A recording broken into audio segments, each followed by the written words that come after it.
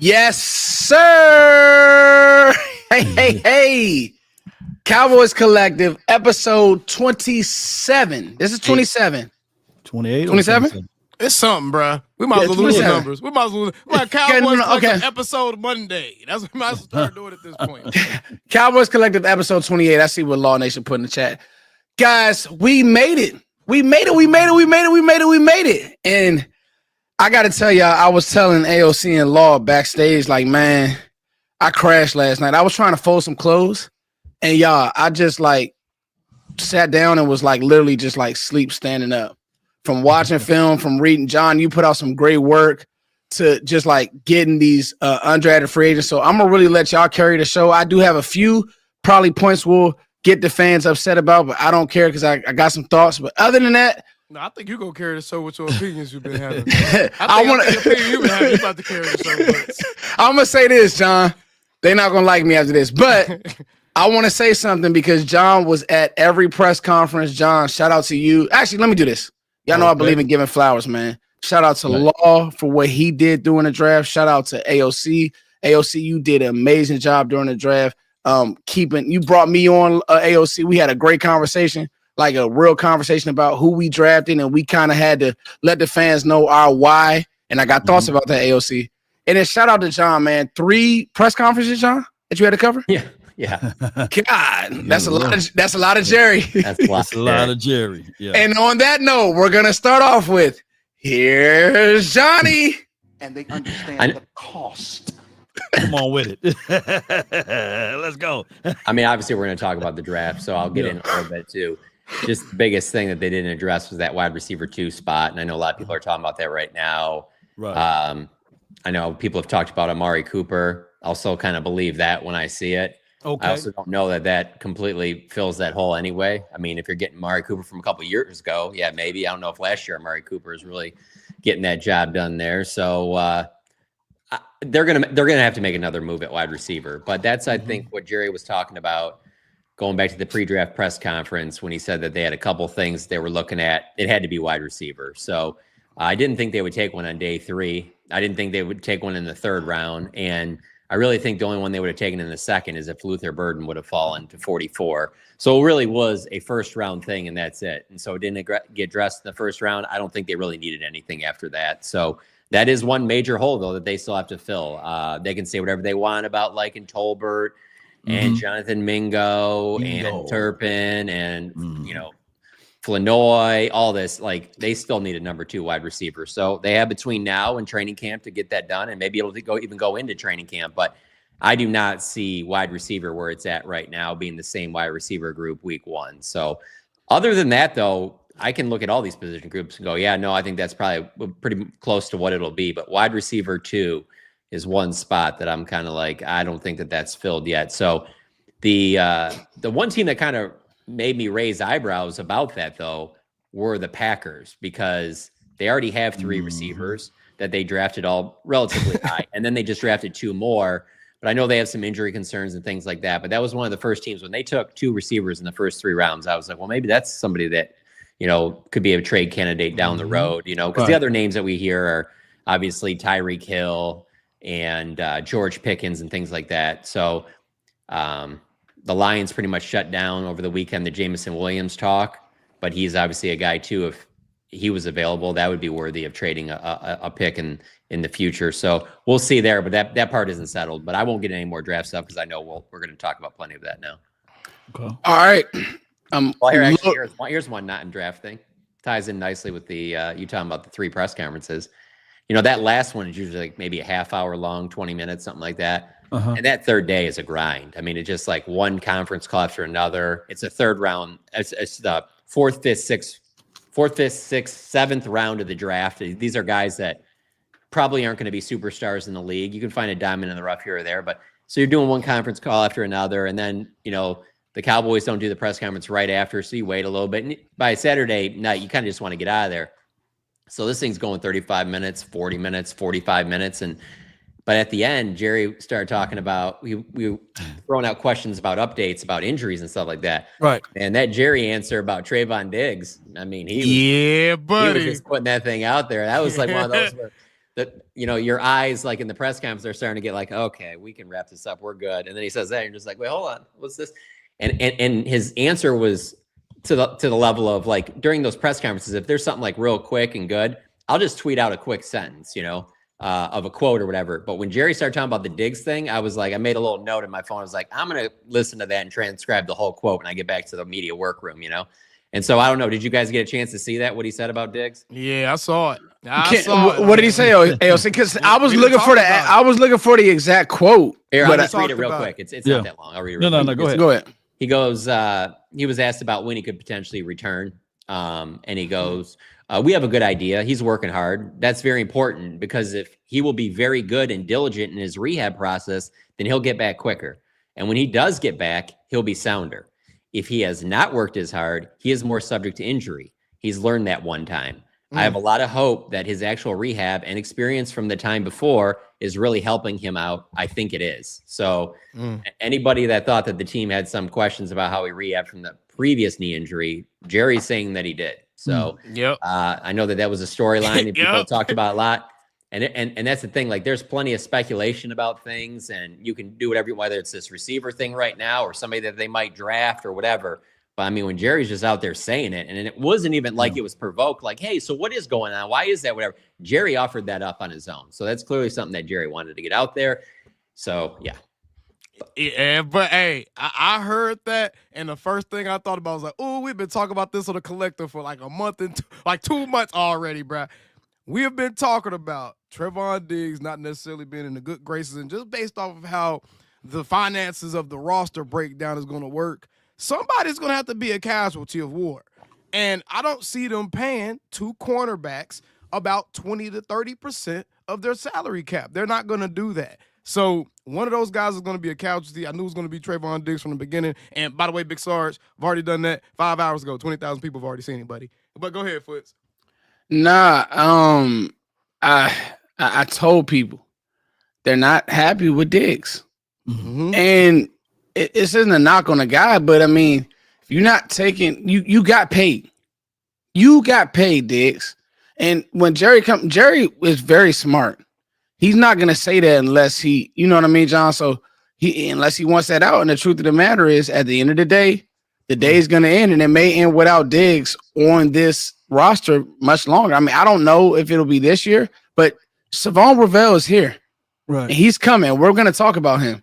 But again, if you got paid and you clowning on recovery and you're not taking it serious, and nobody asked Jerry that question. So, yeah, I will say the corner is one position real quick.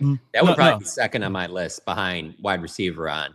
That if you told me that they were going to make a move somewhere else, I'd be like, you could still do another move at corner. You really could, because if you don't, then you must really count on Kalen Carson a lot. Because if you don't, then Kyer Elam, there's no guarantee there. So you have Jerron Bland, and then you have Savon Revell, who's coming off of, ACL. It's more than just an ACL. Right. It was a little bit more than that. So Jerry said that, I don't remember if it was Jerry or Steven, but they said that, it's looking like he'll start training camp on PUP and then come off of PUP at some time during training camp, but be ready for week 1. So that's great, because I can see a world where you start him, Kyer Elam, and Jerron Bland, and that's fine. But we all know that what you think week 1 doesn't mean everyone's going to stay healthy and it's a perfect world. It doesn't work that way.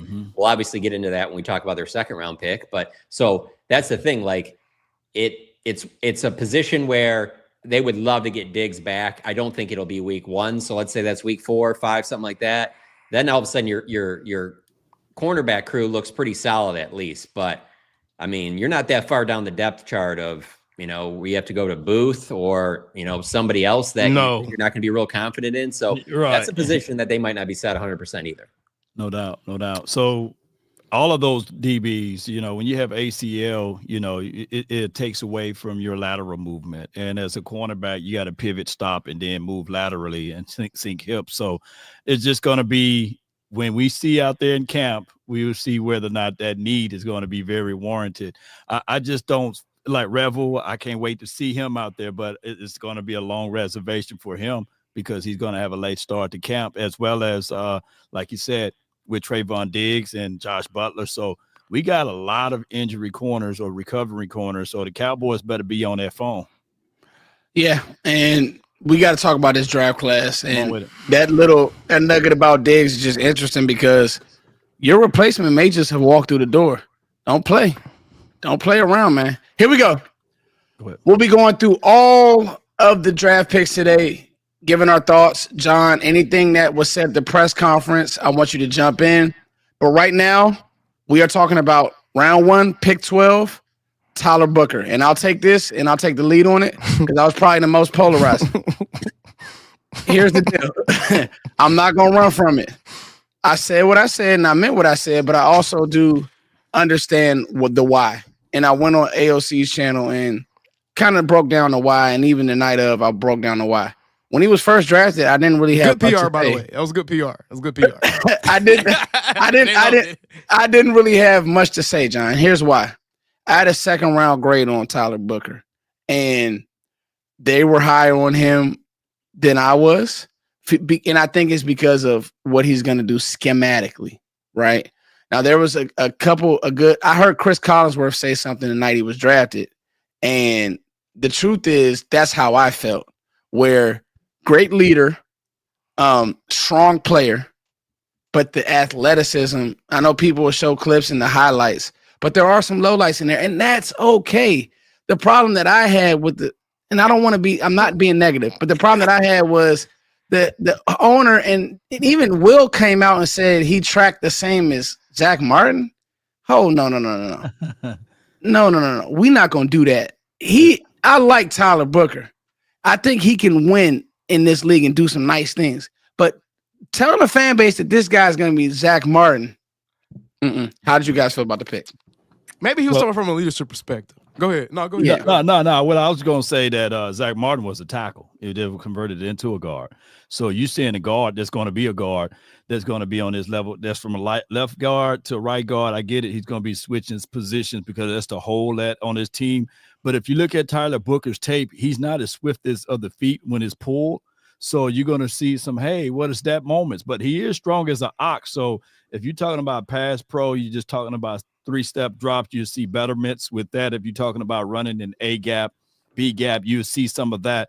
Slight pulls, yeah, you can see that, but it's going to be a wait and see moment. I get it. The Cowboys wanted to fill the hole with that particular spot, and we are touted as the team that drafted the offensive lineman team. So I'm not going to boo-boo the pick, even though we would all of us would have liked or loved a skilled player, but it's the thing that we're going to see, to hope to see that our running game can be better now since we got Tyler Booker. But next season, everybody that's watching and everybody that's listening right now, I don't want to hear no more campaigns for O-line, tackles, centers, none of that for the next decade. I don't want to hear this, you know what I'm saying? But go ahead.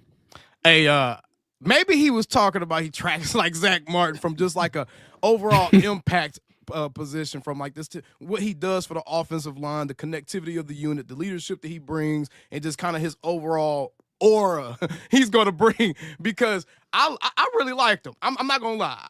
I smashed the egg on my head and all kind of stuff. Oh, I saw that.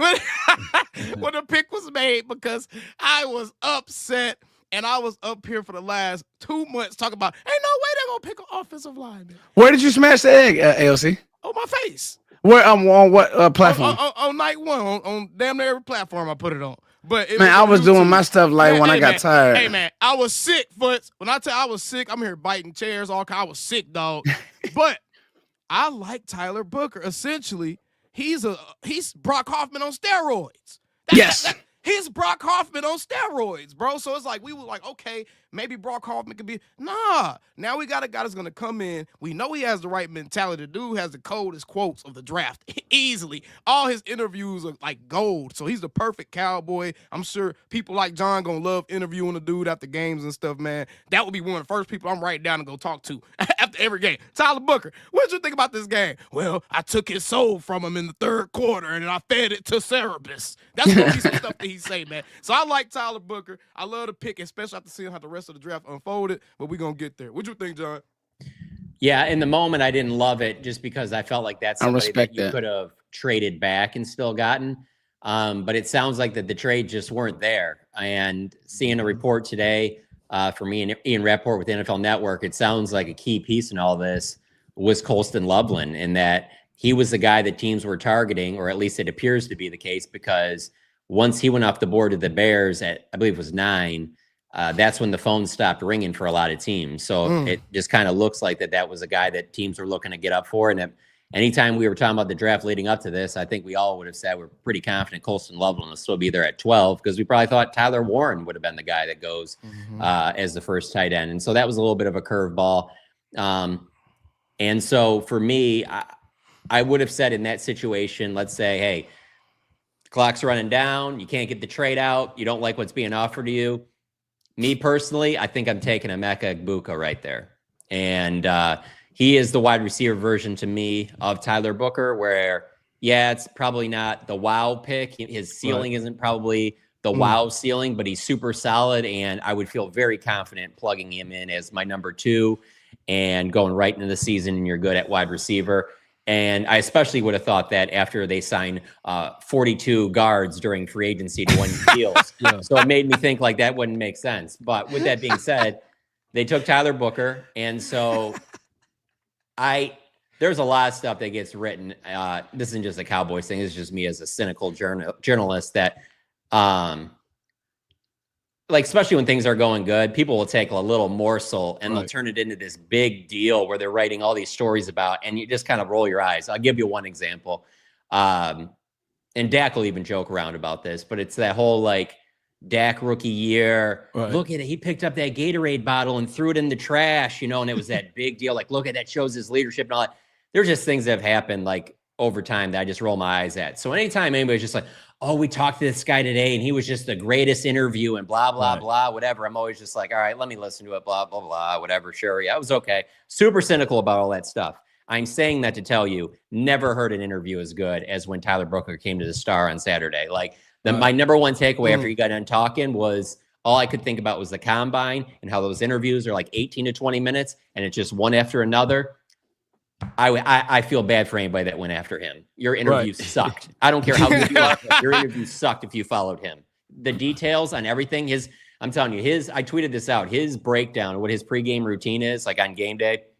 Crazy, man. Crazy detail about all the way through every type of song, music he listens to, all the spiritual things he does, down to this, like right before the game, how he's got his eyes closed, he's listening to music, and he's breaking down exactly what numbers are the opposing jerseys of the guys I'm going to be blocking, what they're going to be doing on these individual things. I mean, it was just like to the level where you're like, I can't believe how in depth all of this is. And so I'm fine with it.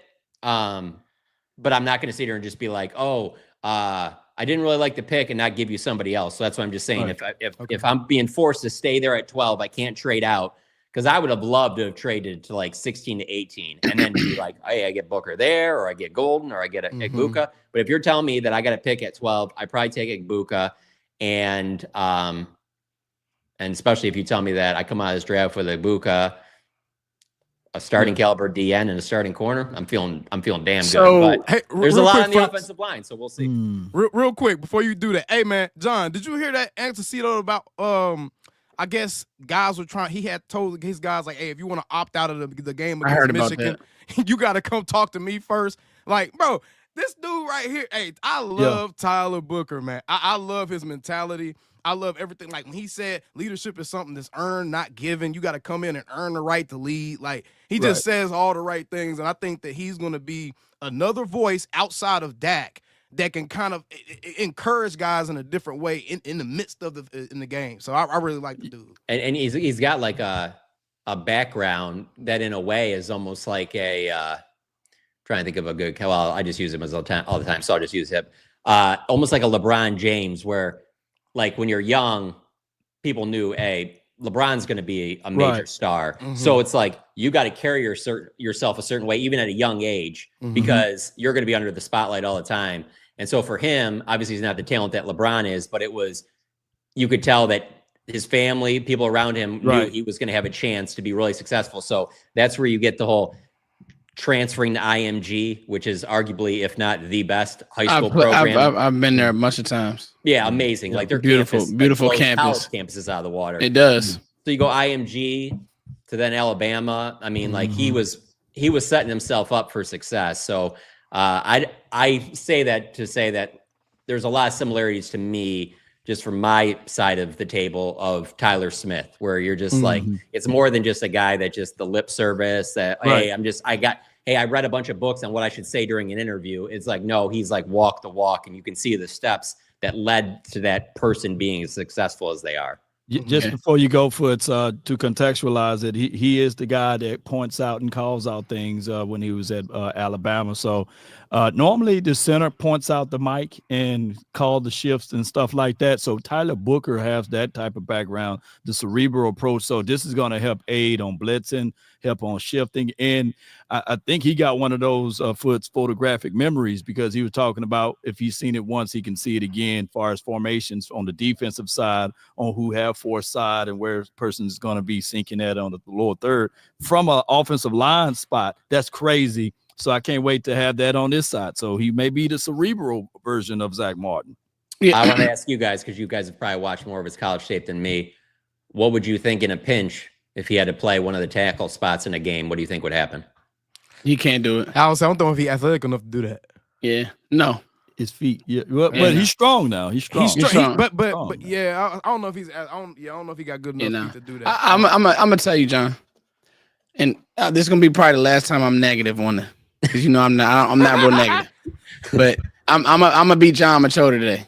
My thing is, it's gonna be about the scheme with him, right? Because like people were showing clips of him pulling, but he's not even on some of those clips. He's really not getting there. Like Jalen Milroe, like that's my point. Now there are sometimes he gets there, but he's not really square. He's kind of lungy. Tyler Booker is a 6'5" guard. You know what you do with 6'5" guards? You play them forward and Mauler. You block down and you keep. So I'm cool with that, right, John? The people you want to pull really is Guyton and BB. BB's a 10 times better athlete, and he's more compact. It's a lot like Kelsey. You know how much the Eagles used to pull Kelsey? They would block down with their guard and pull him. So I think if Dallas has some of that in their bag, they'll be fine. Tyler Booker's going to be fine, because even if he's not an all-pro, his work ethic and his leadership, he'll be a good pro. If you get 6 years out of him and it's good, that's fine. It's kind of dangerous comparing him to a future Hall of Famer, because I'll be honest, the moment Zach Martin stepped on that football field, he was all world, like all rookie, all world.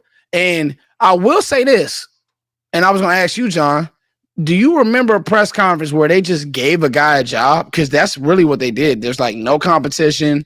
He's tracking as R1.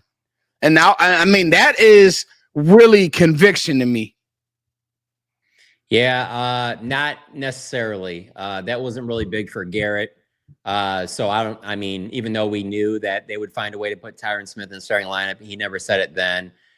He might have with Zach Martin. I don't remember that. But since then, I guess you would assume CeeDee Lamb, but I don't even remember them saying that then.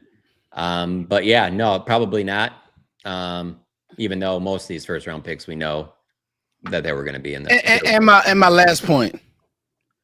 This is the same reason why everybody's begging for receiver today is why because like you said, John, you said it, and I wanted to hit. And we don't know. They didn't know how the draft would pan out. I think they panicked personally, but that's just me.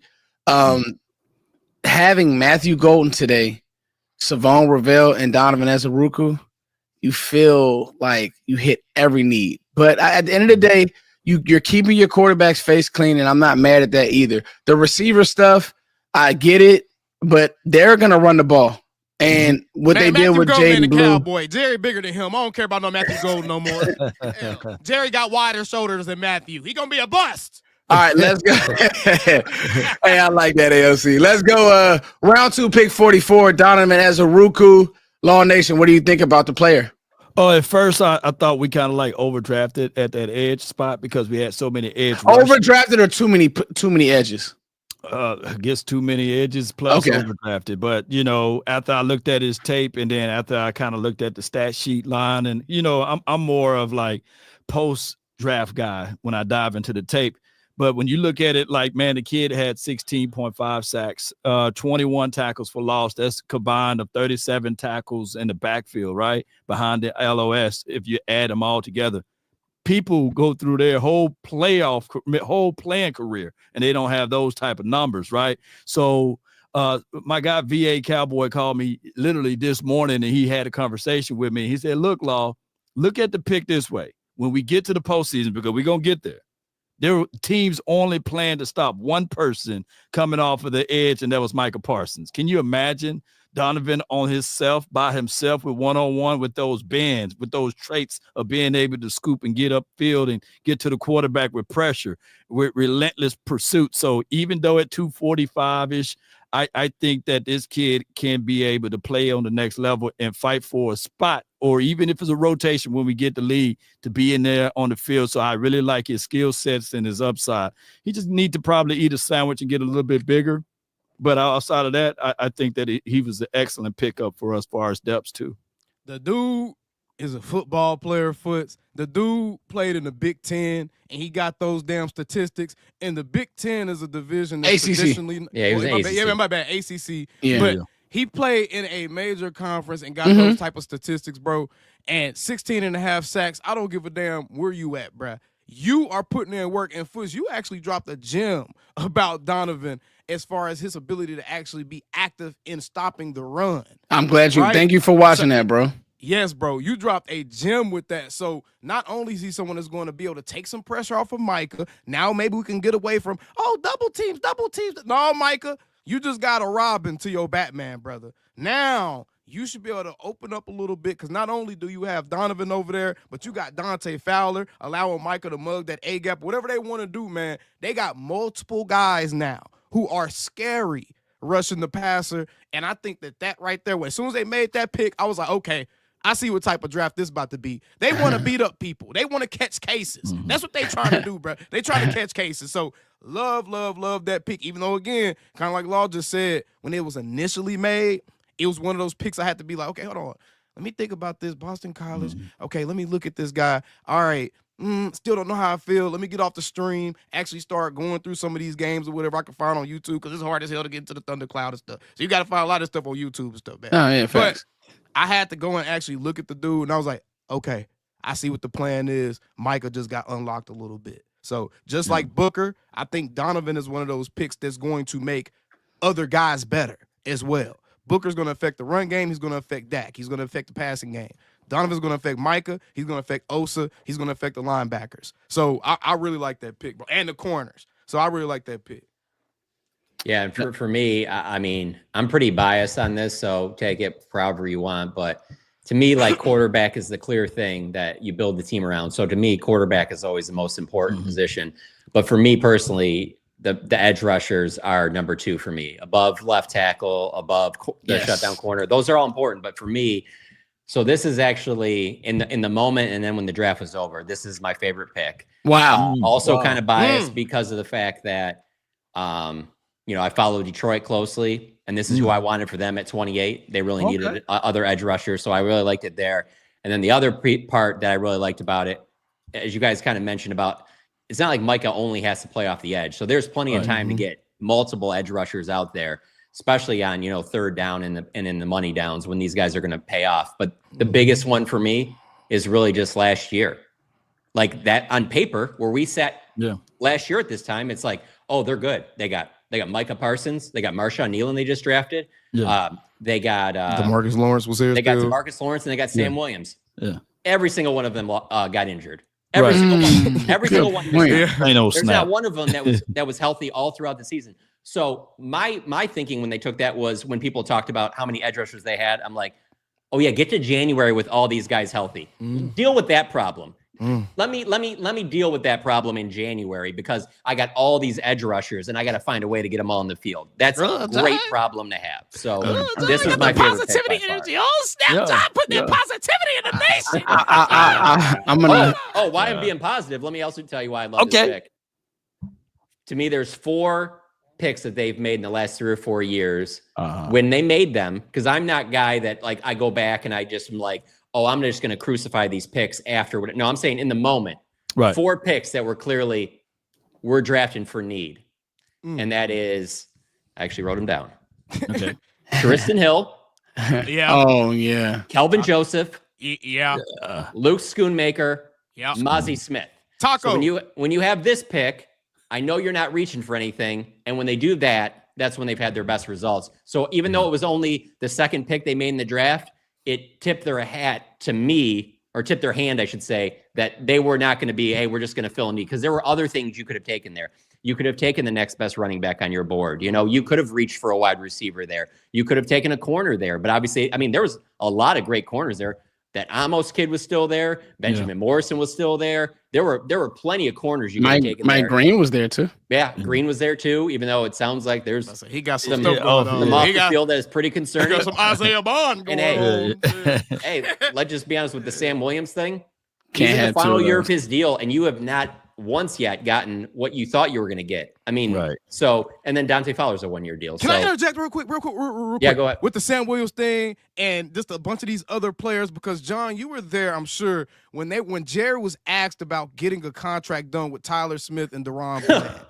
And his answer was essentially kind of like towards the end of it. This was the part that I picked out of it, was something along the lines of, hey, man, the coaches got to want, they're the kind of guys they want too. So honestly, he kind of left the door open to kind of be like, hey, some of these guys y'all think are just locks to be on this team, they may not actually be scheme fits or culture fits for this coaching staff. So Sam Williams is one of those guys that I would look at and be like, hey, he was drafted by the previous regime, and who knows if he's the exact type of player that these guys want. I don't know, man. I think some of these guys are kind of, they drafted heavy at certain positions that made me raise my eyebrow at certain players. Only reason I had an issue with that quote from him is that the question was about Tyler Smith.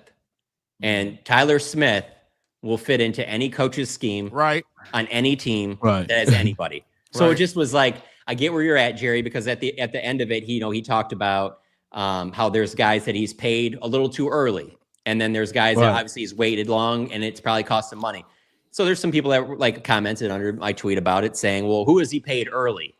And Jalen, Lyle Collins, Zeke, Michael Gallup, and really where we sit today, depending on how he comes back from the injury, you can make the argument about Diggs. And so I'm fine with all of that. I hear what you're saying, Jerry. Just give us that answer when we're asking about a different player. Because Tyler. There's nothing about you need to wait on. He's clean, Tyler. Yeah, he's good. He's good. Yeah. Tyler's good.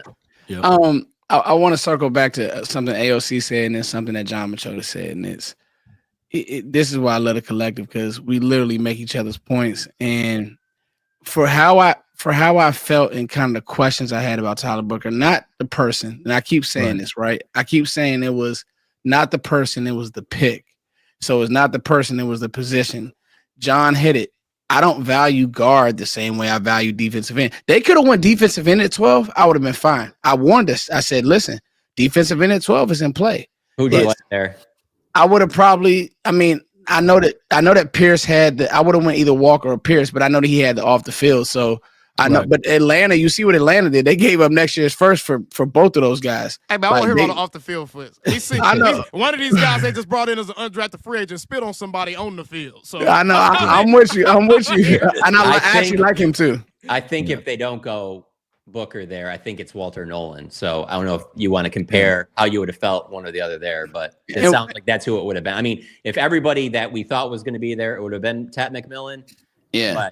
But if it wasn't going to be there. Booker, he wasn't there. Then it sounds like it would have been Walter Nolan. I hate Carolina. Carolina State messing up our drafts, Nona. That was one of the teams that took J.C. Horn, man. That year we were trying to draft a corner. You know the funny thing about Carolina? I think it worked out better for the Cowboys. Yeah, it worked out. That one helped. Guys, 32nd ranked defense. They're drafting a receiver. Anyway, now back to Donovan Ezeruku. So he, as my true pass rushing grades, he was my third ranked. He was right behind. Abdul Carter and James Pierce. Okay. I was very high, and I told AOC this. The difference is, guys, John, you said it. We don't know who Sam Williams is still. We can say we have the hope, and Dan Quinn wants to work him out and all that. We don't know. Yeah. We know who this guy is. The scouts raved. He had two, and I just had Cody Alexander on my channel. Shameless plug. If you haven't watched it, please go watch it. The scouts raved. He's been under two staffs at Boston College. He was a captain with both staffs. He was a captain with both staffs. Now, to AOC's point, he's also very stingy and feisty in the run game. People are saying, and they're going to come at you guys, oh, a smaller defensive end. No, he knows what he's doing. And then if you go watch if you guys get a chance, go watch his workout from the combine, and you'll see why Dallas had to turn this card in. And I told people, I said it on this channel, I said, guys, I just don't like Mike Green the way I like some of these other guys, James Pierce, Donovan Ezeruku, because Mike Green is great getting the edge, but he has no plan versus the run. I think that Ezeruku is better with the plan, and he's better character, and he's better versus the run. So to John's, and one more point, John said about Detroit. Yeah. Remember, when Detroit lost Aiden Hutchinson, their defense was shot. Done. Over. Yeah. Over. Yeah, that's why they had to go run and get some people. Yeah. So luckily for us, Law, we got Micah back. But when I remember watching that Steelers game, no rush. It was like praying. Praying. So, but you know what, Foots? You know, when you look at his tape, he's more built for a 3-4. You know, and that's fair. You know, that's why you see him like that. But hey, but my guy do variations of 3-4, Matt Eberflus. So this will unlock that part of the powers that he can put out there. But go ahead, John. What about Will Johnson still being there? What'd you guys think of that? I heard the medical is interesting, John. I heard there was serious concerns about that knee. And I don't know if Dallas want to trust. And when we talk about this next pick, I would much rather have Ezeruku and whatever defensive end you get in the third. Let's talk about Savon Rell. All right. AOC, talk to me about, by many accounts, the steal of the draft. ECU picked 76. Savon, not Chavon, guys. Savon. Savon Revell Jr. Hey man, Savon Revell Jr. if he was healthy would have been in the first round. He would have gone in the first round if he was healthy. So that lets you know the value of the player you just got. Now, like John alluded to earlier, he had a nasty knee injury, and apparently the damage was a little bit more than even just an ACL. So that's kind of the thing that kind of dropped him back a little bit. And even with the ACL, he was actually projected to go second round by many people, early second. So this was great value. You get an outside boundary corner, tall guy. I think he's like 6'2", rangy corner, super long orangutan arms. No race connotation to that. I'm just saying, super long arms. John, you can't laugh at that. You're supposed to hold your composure, John. Super long arms, bro. Great athlete. Again, it's all going to be dependent upon whether he can stay healthy. This is a guy that can play that press man corner. And if a guy gets it behind him, he's long and rangy enough to still be able to kind of catch up and not actually get beat. He'll still be able to keep himself in the play. I like this dude. I like him a lot. Willing tackler, physical guy. He's not going to, I'm not trying to beat a dead horse by that, but he ain't gonna dig you, man. He ain't gonna sit there and be like, really? I don't want to tackle you. I want to try to run you to the boundary. And Foots, I know you're going to touch on this as well. This is a guy that understands how to use his positioning on the field to his advantage. Smart, heady football player, great character guy. Got into a wreck when he was in high school. Ended up having to get like 32 stitches or something like that in his head. Had a hole in his head. So he had to battle through a lot of adversity. Worked at Amazon until he got the position on the football team with ECU, man. So great character guy. Another one of those dudes that Shotty likes that's going to bring character and culture to your locker room. I like it. Love it. Man, that's good stuff. John, how you feeling? Yeah, I like it a lot because it had all of the things that we had talked about that the Cowboys like from corners that they're going to take early. Tall, rangy, long arms. They love all of that. He checks off all those boxes. I think for some, if you don't know a lot about him, you're thinking East Carolina. Who did he play against? All that. Believe me, all the big boys wanted him. Like he could have went to Alabama. He could have went to any of those schools. Like he is on that level. And a lot of confidence, conference call after he was drafted, talked about how he felt very confident he would be a first round pick in this draft if it wasn't for that knee injury. So, and then after the final day press conference, when Jerry and Steven talked about him being ready for the start of the season, that was great too. And then, his knee surgery was done by Dr. Cooper, who is one of the Cowboys team doctors. So they obviously have all the information there, or they wouldn't have made that pick there. So, I get why. This is the best value. I get why people would like this even more than the Ezeruku pick. Great. Fills a position in need. And especially after they took Ezeruku, there was a part of you were thinking, oh, now they might miss out on one of these corners or running backs or whatever. And to still get one of those top corners, great pick. The their day 2 to me is an A+. I don't care. You could be the most critical, right? Whatever. That was an A+ day 2. Yeah, man. The difference between the two worlds of Trevon Diggs and Revel, is crazy. You talking about a guy with a skull fracture and missing teeth from a car wreck, and that's all he does is play defense. And you got to understand, people, Trevon Diggs was a converted wide receiver to a defensive back. So I think that if Trevon Diggs ever stayed at offense, he would be the diva type of offensive player, right? Not calling him diva, but he wasn't, and he still probably would never be a willing tackler like Revel. And the thing is, yes, good storyline, good skill set to what AOC lamented to, as well as you, John. But the only thing is, it's a wait and see, because at the end of the day, being long rangy and got speed and recovery speed, but can he twist? Can he stop? Can he sink hips? Will he have those things that he probably lost back? And one thing that I don't want the Cowboys to do is rush him. I don't want him to rush him. So I do trust Brent Brown. I know that he's probably one of the best in the building to work the chords with these players and get them up to speed. But I would like for them to take their time, pick up the phone tomorrow, right? John and AOC and Foots, call Ramsey, get on the phone, call Jair Alexander, get a veteran in here, even if it's Gilmore, so that we can alleviate some of the rush factor. But by far, he's going to be a good DB if healthy for this team. I think if he was healthy, he was a better prospect than Diggs. Hands down. More physical. So I had Cody Alexander on. His best friend coached Revel before he went to Louisville, and then he coached Quincy Riley and a few other pros at Louisville. So he's very familiar with Revel, and these were his exact words. Instantly, day one, the best tackling corner on the team, which got me to thinking, is there a world where he could be a big nickel? And we were talking about that because of how physical he is. And they said, and then one thing that they said was, Matt Eberflus doesn't have a problem with playing guys in different areas, especially if they'll get nosy in the run game and fit. I would think it would be more so Bland kicking inside. I like Bland. I like Bland at nickel, bro. Savon is a true boundary corner. He's a true boundary. You do not want to mess with that. That's hard to find. And he has all. And that 6'2" size, right? Man. Hold on. I got a word from over here in the corner. Bland people said, "Ain't no way, not in no contract year. You ain't finna kick me inside. No. I'll take that bet. He's clearly the best guy that they have to play on the inside. With Jordan he is gone, he makes more sense there. Brian Schottenheimer even said on Saturday that they look at Elam as being an outside corner. They said he can play some inside, but he's an outside corner. So that leaves you with Bland, who's been outstanding there, and that was always the plan.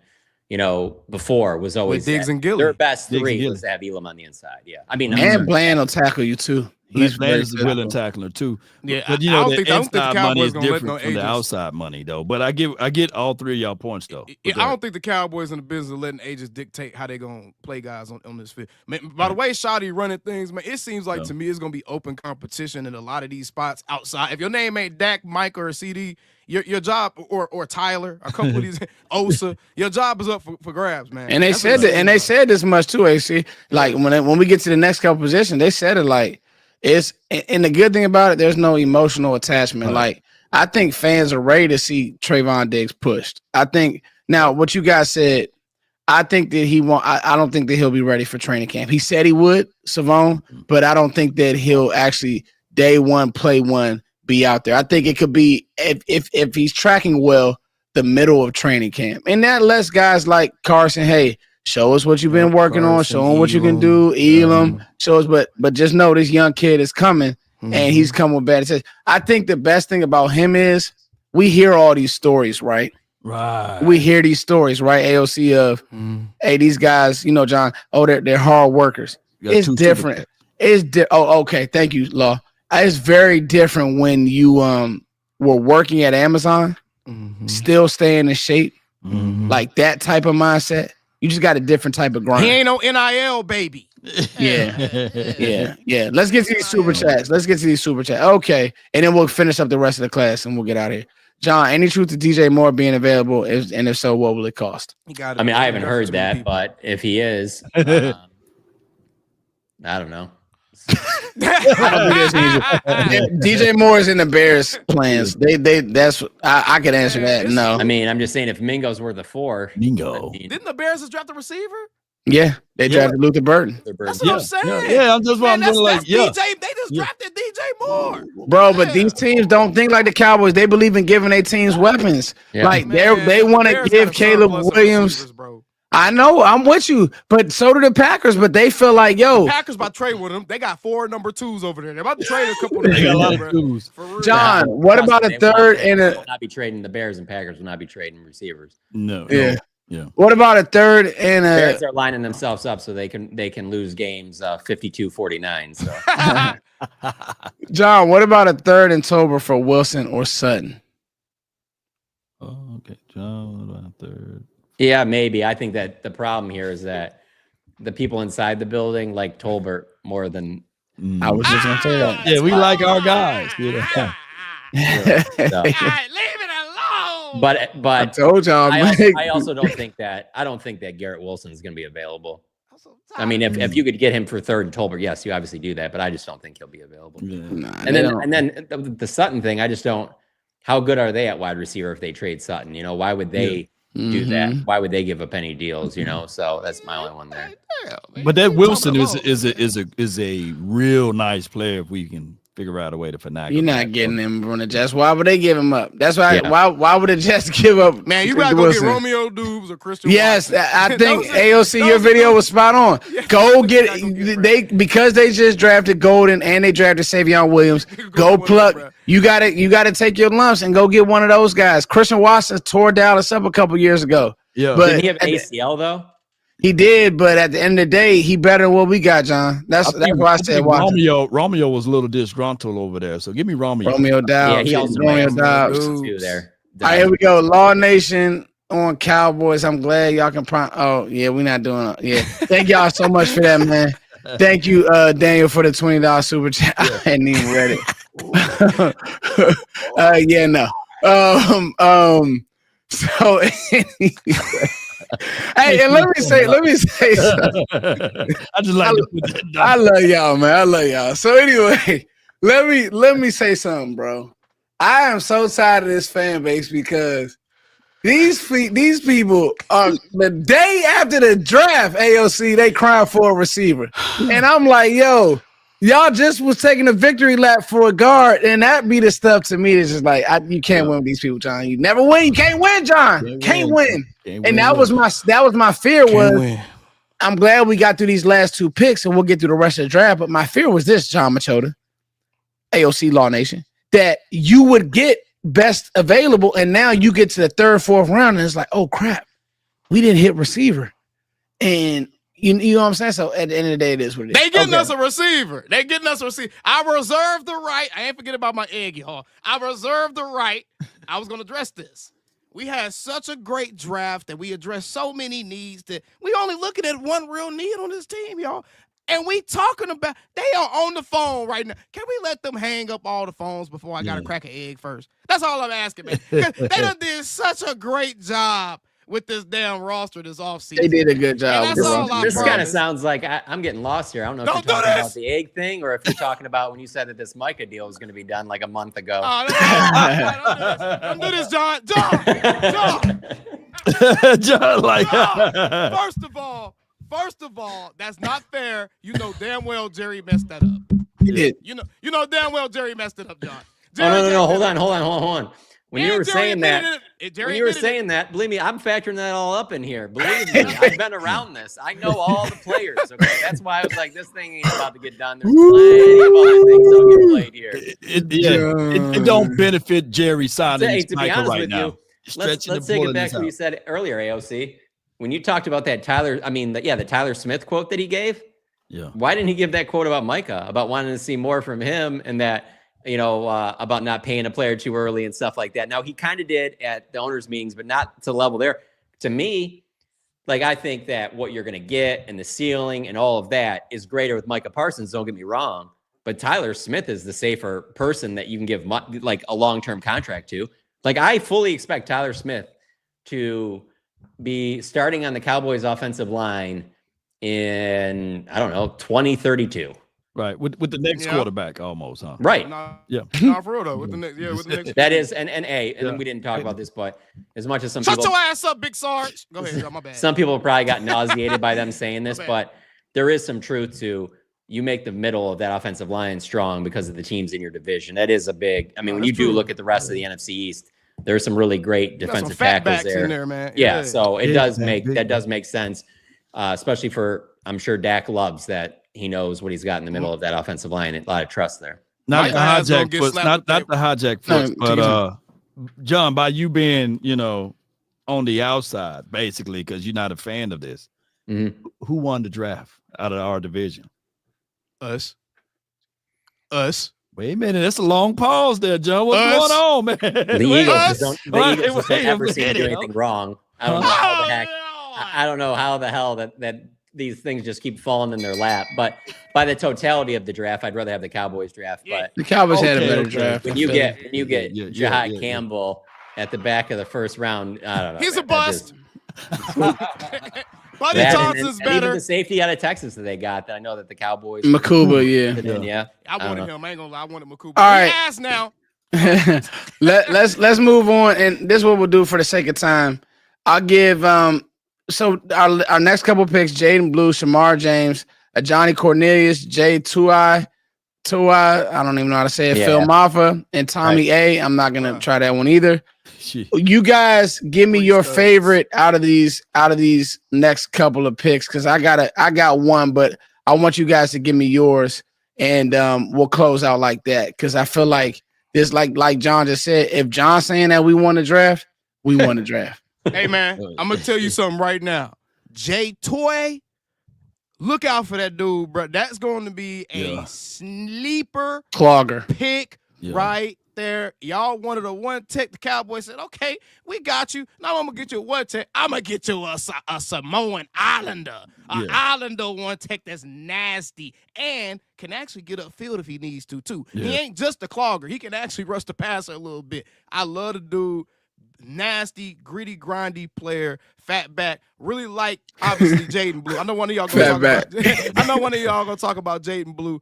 Love the Jaden Blue pick. I think that the combination of him and Phil Maffa, if you could put those two dudes together, you just drafted the perfect running back. Hey, AOC, let me ask you this about UCLA kid. Okay. Is he Mozzie Insurance? Man, he's gonna push Mozzie. Not only is he Mozzie Insurance, but a lot of people liked him. A lot of people had him in the third round. Bro, Mozzie ass better watch out. I'm gonna say that because that dude is gonna come to training camp with his hard hat on, and I think he's gonna earn a lot of fans in that coaching staff. Mozzie will mess around and end up sharing snaps with that dude. Real talk. And that's a good thing for us. Those big boys sharing snaps. Yeah. Okay, so AOC, that's actually surprising. I thought AOC would have went with the weapon, so he went with the big plugger on his defense. Blue. I know y'all gonna cover it. Y'all gonna get them. So I already know. Yeah. I'm leaving. Okay, all right, so I'll go, and my answer is Jaden Blue, and it's just simply because it's not really him as a runner; it's him as a pass catcher. 6 receiving touchdowns, I believe, 42 catches. Steve Sark did a great job of maximizing him. He's still a young player. He doesn't have a lot of tread on his body.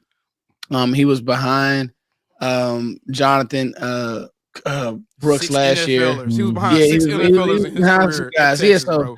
But he can still play. And you saw towards the end of the year, a lot like Golden, on the playoff run, he started to had that heat check. I think for me, people will say, well, he's the same type player as Deuce Vaughn. I'm like, nah, Deuce Vaughn, a 4.6 guy. This a 4.3 guy. It's a different level of speed.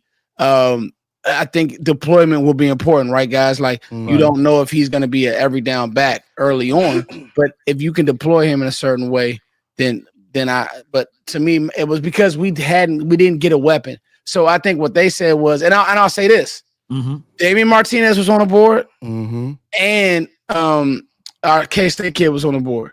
And you know what they said? No, we want blue. And Will McClay, actually, Jerry said this, and he said this much. Jerry came out, John, and said, and we got almost 600 people in the chat. Get the likes up. That's crazy. That's beautiful, y'all. Thank y'all. Love y'all. Almost 600 and not even 50% like ratio is nuts. Y'all tripping, bro.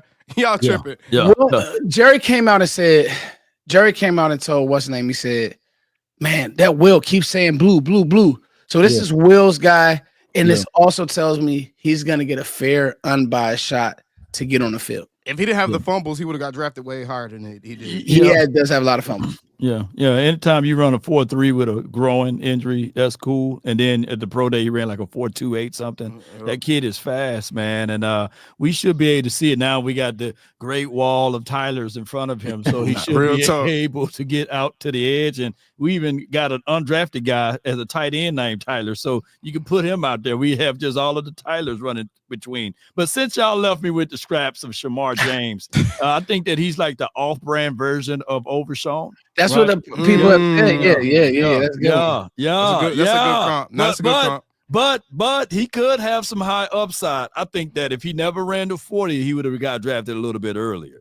Because anytime you run a 4.69 40, that kind of scary. How's that even possible? But he can shoot through gaps. He can get on the edge there. And we are in good hands with Matt Eberflus, because if you also look at tape and game, you can also talk about a Darius Leonard that also played under Matt Eberflus, that he was able to excel him. So not saying that he had Darius Leonard type of traits, but as a linebacker, we're in good hands with Matt Eberflus. Go ahead, John. Yeah, mine, same as AOC though. I think it's Toya is how you say it, but man, it just he was my favorite conference call of all the guys on day 3. Oh wow. Just no nonsense. You could just tell, which to me, he's in a tough spot. Like, who plays that position is a tough spot because it's very thankless. You know, I mean, you're eating up blocks, and a lot of other guys are getting the credit for what you do. Yeah. Whether it be to open up stuff for big run stops or for sacks, and he just seems like he's wired the right way. A guy that I think Dane Brugler had a 3rd or 4th round grade on. 3rd round grade. 7th round. We've talked about how they've needed another one technique defensive tackle. I love that pick. Absolutely. One thing I just was going to add though, about the running backs, I'm fine with the running backs. But obviously this is just what we do as sports writers. And when they were on the clock, the Panthers were in the 4th round. Obviously you look at, hey, that's the pick that, the Mingo pick, and that I did really like the idea. If they didn't trade for Mingo, Dylan Sampson was there in the 4th round out of Tennessee. I would have liked that pick a lot. But the thing I like from these 2 running backs is that neither one of them will be the lead, I don't think. And so they'll be in a committee, and both of them are experienced with that, because even though Maffa was the lead dog this past year, he even mentioned on the conference call how he'll be fine with this role because he did that the year before with Will Shipley. And even Klubnik ran quite a bit the year before too. So he's used to this too. And then same thing with Blue. My bad, Smoke one. I think that it fits together. I think it fits together with what they did with the running back. So I'm fine with that too. And man, that press conference, I think it was, the Friday night one, when they had not drafted a running back yet, man, Will McClay jumped in there and just went on about how deep this running back class was. And it shows you that I don't really feel like Will thinks that you have to take a running back in the 2nd or 3rd round as much as maybe we do. And so we'll find out, because it looks like they're going to throw a lot of guys at the position. If it works out, great. I'm just personally used to the teams I've covered when they've had success. It's been Murray, it's been Pollard, it's been Zeke. They were clearly the guys. So maybe if this works this way, we'll see. Actually, that's from me too, because I called him Simone the other day, and I would apologize, because I know one thing about that culture, they don't play those games. They see. Yeah. My bad. Hey, look, my bad, Jay. My bad. So, my bad, brother. But to your point, John and AOC, I think that you have to give the Cowboys a hand clap for addressing the positions of need.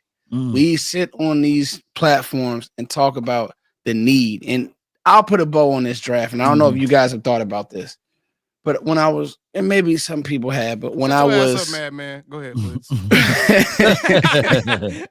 I don't care if you was compliment me. Shut your ass up. I've always been doing good. Go ahead, please. When just to conclude this draft, guys, everything we wanted to do for CeeDee Lamb, John, we did for Micah Parsons, and I'm okay with that. You got, I look at our team like this. You have a top 3 receiver on one side of the ball. You have a top 3 defender on the other side of the ball. You decided to help out the defender. People don't understand just how much Donovan is going to help out Micah Parsons. If you can get something from the UCLA kid, you're cooking with grits. If you can get something from your corner, you're cooking with grits. You help Micah out with Jack Sanborn as an off-ball player and with Kenneth Murray as an off-ball player. Now Micah can go hunt. Now he can go hunt. And then you have defensive ends that you brought in, Solomon Thomas. You have guys who can press the run and Marshawn Nealon. We all care about offense. This team wants to run the ball and play defense. They'll take their play action shots. They'll get shots over the seam, CD. Listen, somebody made a great point. If you in fantasy, by dogging, you better draft CD number 1 overall because he's going to get a lot of targets. Come on with it. He'll get a lot. Let's hit this super chat and then we'll get up out of here, guys. It's been an amazing show. What do you guys think Doubs should do at the safety position? I'll give that to any one of you guys. Thank you, Jeff Casario, for that super. I think the safety position, Quadas is kept, man. They just signed another dude, man. I think I really like the safety position depth-wise, and they just got even better as far as depth goes. I like Zion Childress. I don't know if you guys have looked into him yet. I haven't. Safety out of Kentucky, bro. I really like him. To me, he kind of reminds me of like a Donovan Wilson, but can cover better. So I like him. I think that Wanye is in that room and he's waiting to step up. We need to see what he has. I think that your safety room is probably like on very low on the list of needs or concerns that they're trying to address. I don't think we need to be worried about that anymore. They like the safeties. They already made that clear like a month or two ago that they like the safety room. So the safety is going to be on the roof, man, and they're just going to be chilling. Especially when you're talking about Childress now, he can come down, hit and field, and look the way they're going to have these linebackers playing. If Shamar James is going to be out there on the field, we probably see less of safeties outside of them picking the ball off and sitting on it, so I think we're okay with safety. I've never felt like over the last 10, 15 years that they've wanted to put a big priority on safety. So I think that they've always we'll be fine with just being good at safety. And they're certainly they're good enough at what they have at safety. I mean, you're bringing back Wanye, Marquise Bell, Donovan Wilson, Malik Hooker, who am I forgetting? Israel Mukwamu. And then out of the 9 undrafted guys that they signed after, 3 of them are safeties. So maybe one of those guys has a chance to maybe beat somebody out, make the team if they can. But this just isn't a team that's just going to, if they were, there had been a time when they drafted a safety early. And some people argued that Byron Jones was a safety. He was always going to end up being a corner for them. That's why they took him in the first round. They just do not put that priority on safety. So what they have at safety, they're fine with. They could have drafted a safety at any point in this draft. They had 10 picks, traded up, ended up with 9. Didn't even do anything at safety until the draft was over. So they clearly feel fine at safety. You can make the exact same argument about tight end. There was plenty of that. Hell, they could have had Tyler Warren if they wanted. Didn't take a tight end at any point. Brought a couple in as undrafted guys. And then the other position that we had talked about they weren't going to draft was quarterback, including if Shedeur Sanders fell to the 15th round. They weren't doing it. So their backup's going to be Joe Milton like we expected. So those are the 3 spots we didn't think they would draft, and they didn't draft those. So I think they feel good about where they're at those spots. Yeah, and again, to put a bow on this, Dallas hit the quality positions, defensive end, corner. Like, you get players like that at those positions because you just, we saw what happened when you put Andrew Booth out there. Right. Game get ugly. It could get bad to where it's like everybody in the building know where the ball going, and guess what? There's nothing you could do about it. Ain't no pass rush they can get there. Right. You just got to pray and hope that they off. And that's the same with pass rush. And so I wanted a running back in the 3rd round. I ain't going to lie. You know what I mean? But at the end of the day, running back, DN, or corner is just levels. And so I really did like this Cowboys draft, and I think that they're not done. AOC, you've done a great job. Like you said, $20K just to talk about Amari Cooper or whoever we're going to get. I'm with it. I think AOC did a great video on the Green Bay receivers, and I agree. Go get one of those guys. But I don't think that they're done, and they've said this much. So it'll be interesting, and we'll be back on Thursday to kind of see, and we'll hit the undrafted free agents on Thursday. Well, I told y'all this was going to happen. I said the first, we'll just get the first round and then, the first set of draft picks, and then we'll get the undrafted free agents. Hey, let me ask y'all this: are they done with undrafted guys? What you say? Are they done with the undrafted class? Sounds like it's probably only going to be 9 because they signed 42 offensive linemen. John, like me, he keep throwing in jabs at offensive line. John, when is rookie minicamp? It's this weekend. It's this Friday. Oh, wow. They went right at it. We're going to have more content, baby. Saturday, right? Damn. Yeah, Friday and Saturday. Yeah, they'll we can't get it. AOC. They gonna let you there? They're gonna let you go in and watch it? Or Yeah. They'll practice for probably about an hour, and then they'll do open locker room, and then Shot Neimer was Oh talking. yeah, Hey, we got some John, content from John. John. Isn't it very walkthrough-ish? Yeah, 100%. Yeah. Teach. Well, you know what? We don't know because this is Shotty's first. Yeah. He used to do the rookie school. Mike did the rookie school, right? Yeah, it'll be like walkthrough stuff like that. Yeah. But I'm there for you to get the questionings and conversation there. I want to. Hey, John, one question I want you to ask. All right. Look at him. I want you to ask Donovan E this because I was reading something somewhere. Ask him, does he like prefer the left or the right side, or it doesn't matter? Okay. Because actually, when I was watching his tape, he lines up on both sides. I don't know if you guys caught that, but he'll Donovan as a Raku, he'll line up on both sides. Okay. Like he does. He is in a right-handed out there cross-eyed, boy. They gonna have yeah, I know. But the thing is, what I was AOC, my boy Cody was like, bro, he's a speed package player too. Like you don't just put him on the edge; you can rush him over guards because he has such good footwork. Screw and it. if you look at Put Fowler, Ezraku, Mike out there in a NASCAR. Let the boys just roam around. Just roam around on the line, man. I'm telling you, if you want to see something, go watch this. Go look at his 3-cone shuttle. He had the best 3-cone shuttle out of all the defensive ends, and like his splits were crazy. The guy's a easy mover. He really is a poor man's Micah. He's not as fast as Micah. Right. He's a poor man's Micah. He has it. He has all the tools. I got some brown chicken stew I need to eat from Jamaica. Okay, y'all. Come on. All right, y'all. Hey, look, normally I jump right off, but this has been a good one. All right, guys. Much love, y'all. We will see y'all next time. Peace. We out.